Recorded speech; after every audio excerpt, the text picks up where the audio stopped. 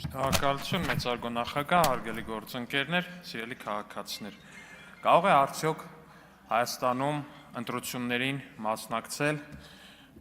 ուժեղ Քյաբաբ Ստյոպի մոտ անունով կուսակցությունների դաշինք, թե չէ։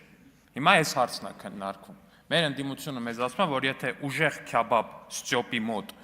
դաշինքը չի կարող գրանցվել, ուժեղ Քյաբաբ Ստյոպի մոտ անձնանուն բառը չի կարող լինել այնտեղ, հետևաբար սա հարված է ժողովրդավարությանը եւ հետևաբար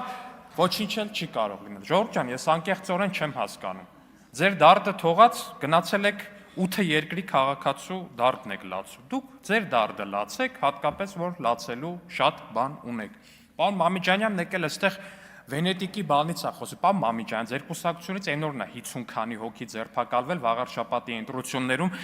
կներեք իրենց բառերով ասած 20 մանետ բաժանելու համար, բայց վերջում էլ այդ կանայք, որոնք որ ձերբակալվել են ձեր կուսակցական կաշառք բաժանելու համար, շատ ճիշտ բան են ասել։ Ասում են սրիկա են, իրանք փողը իրանց են պահում։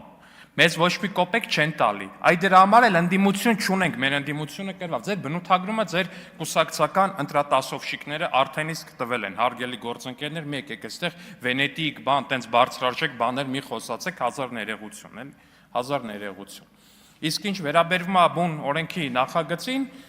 սիրելի գործընկերներ, նորից եմ կրկնում, ձեր դարդը լացեք, հատկապես որ լացելու շատ բան ունեք։